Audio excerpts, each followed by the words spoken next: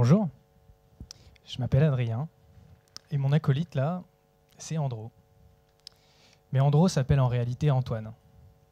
Et Antoine, il communique en faisant des bruits étranges. Et il en fait beaucoup. Alors, comme ça n'a pas trop de sens. Mais en les articulant les uns avec les autres, ça peut en prendre.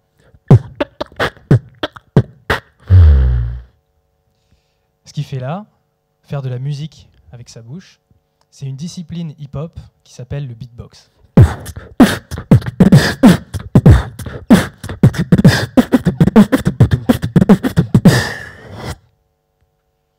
Alors, on parle souvent des 4 éléments du hip-hop.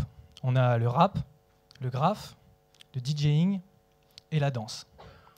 Et puis, on a le beatbox, le 5e élément, un peu moins connu que les autres. À la base, le beatbox, c'est une aide rythmique pour que les rappeurs de rue puissent s'entraîner et affûter leurs lyrics. Et puis, petit à petit, le beatbox s'est émancipé du rappeur. Il a évolué et est devenu un art à part entière. Un des premiers grands beatboxers à mettre le beatbox sur le devant de la scène s'appelait Dougie Fresh.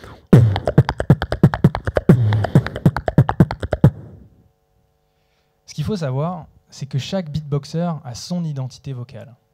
Dougie, sa particularité, c'est de faire beaucoup de clics.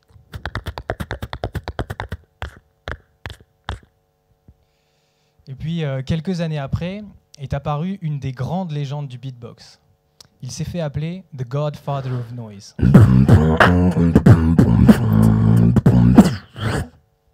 Aussi connu sous le nom de Rahzel.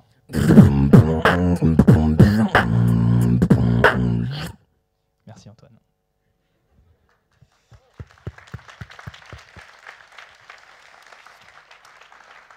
Et puis, ce qu'on peut dire, c'est qu'à partir des années 2000, et encore plus après 2010, il y a énormément de beatboxers qui ont émergé, et Andro en fait partie.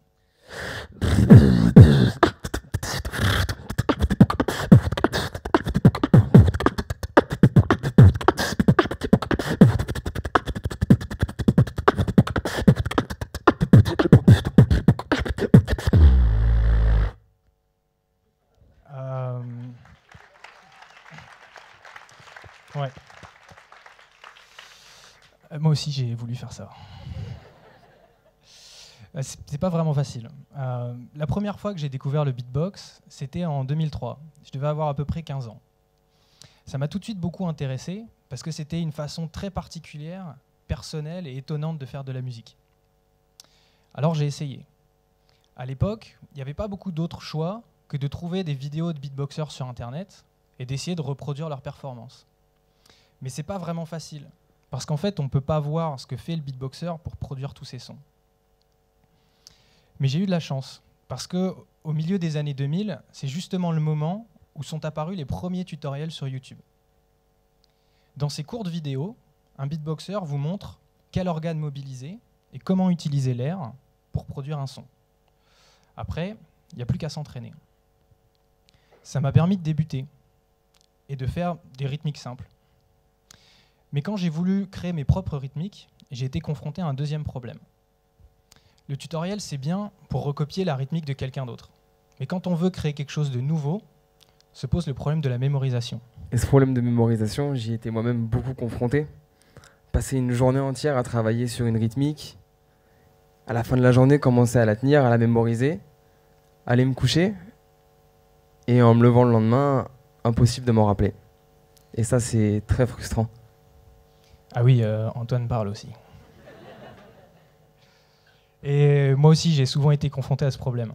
Et un matin, frustré de ne pas me rappeler ce que j'avais fait la veille, je me suis dit qu'il fallait trouver une solution.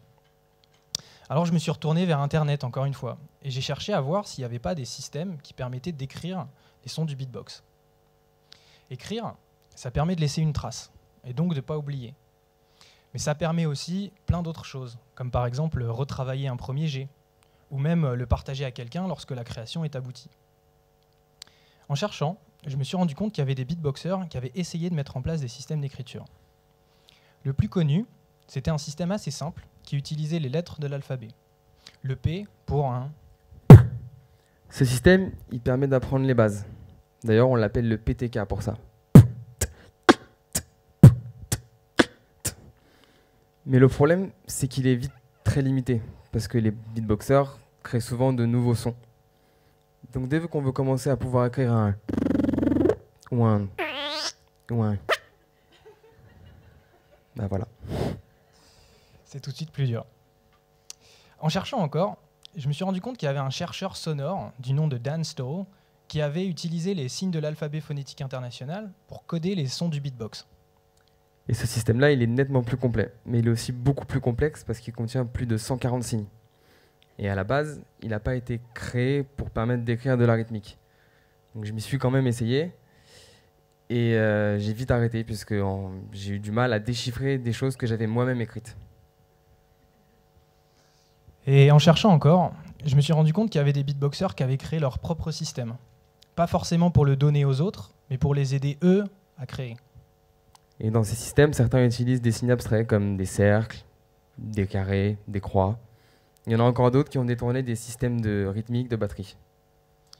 Mais au final, il n'y a aucun de ces systèmes qui a su s'imposer comme le langage universel du beatbox.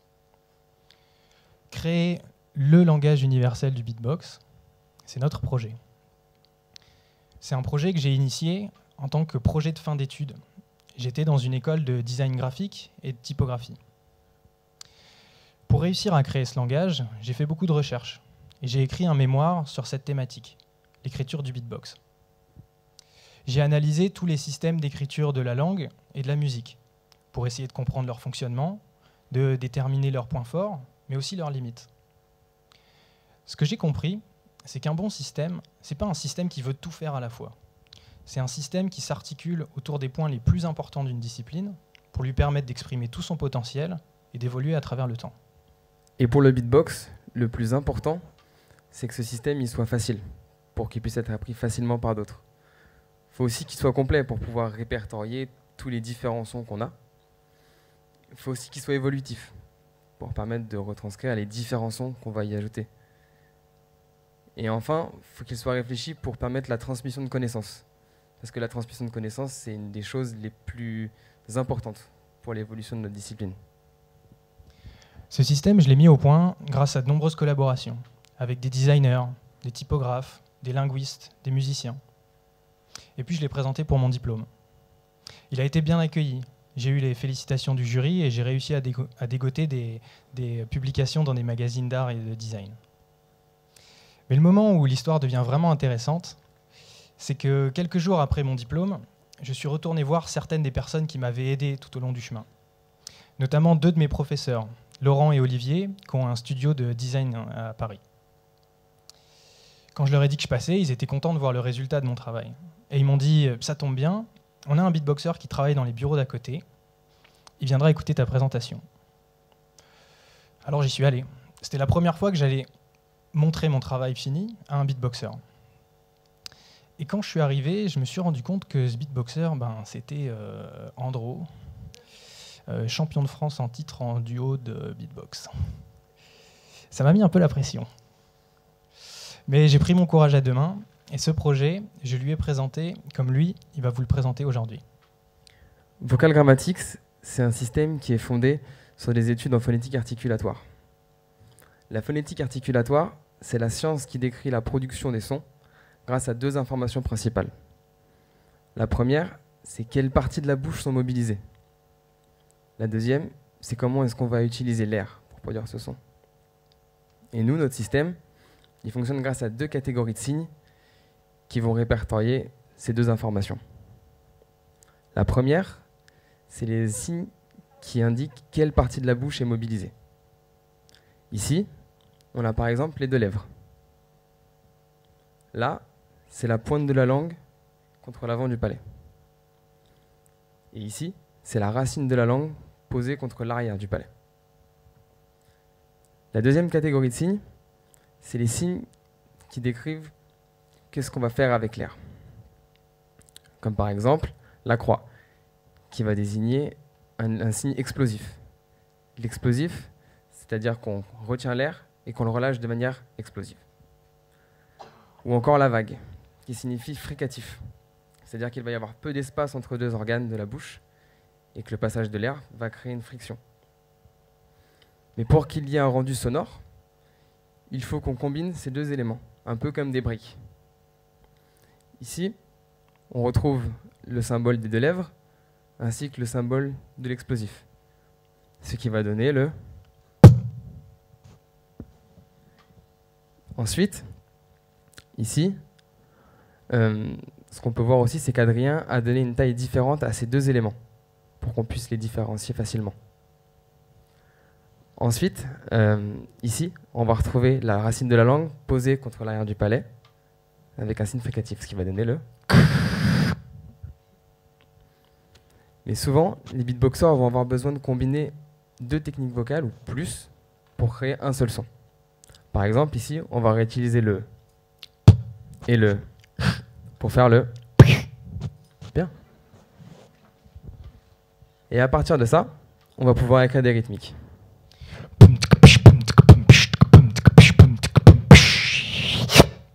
Bien. Et Adrien, vous n'avez pas dit, mais beatbox aussi. Ça, c'est ce que j'ai présenté à Antoine lors de notre première rencontre. Et ça m'a tout de suite beaucoup plu, parce que ça répond à des problématiques que j'avais en tant que beatboxer.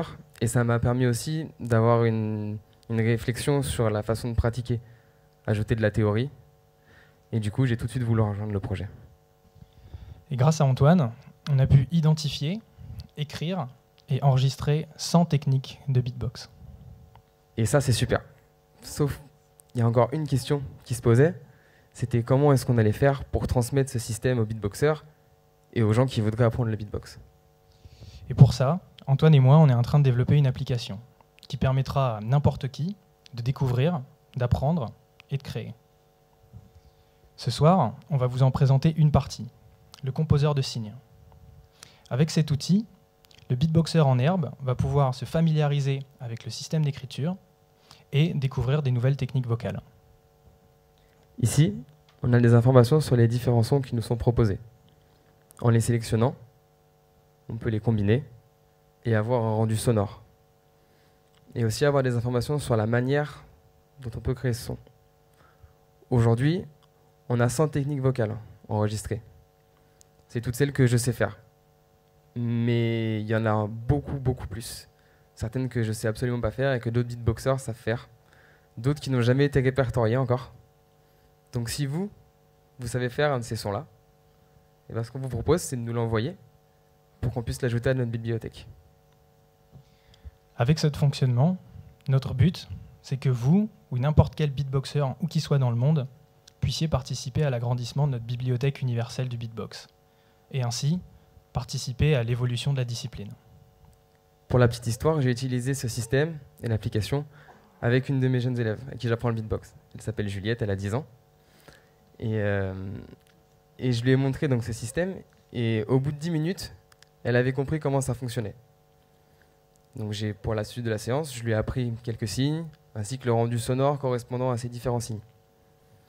À la fin de la séance, elle arrivait à écrire une rythmique simple avec les signes que je lui avais appris. J'ai tout de suite appelé Adrien pour lui dire que ça donnait quelque chose de quand même très concluant pour une séance. Et là où ça m'a beaucoup surpris, c'est à la séance suivante, quand je suis retourné la voir, et qu'elle m'a montré qu'elle avait réussi à écrire d'autres signes, d'autres sons, à partir de signes que je lui avais montrés, juste en les combinant comme je lui avais expliqué, mais toute seule, sans moi. Et là, on était vraiment bluffés. On vous remercie pour votre écoute, et on vous laisse avec un petit freestyle.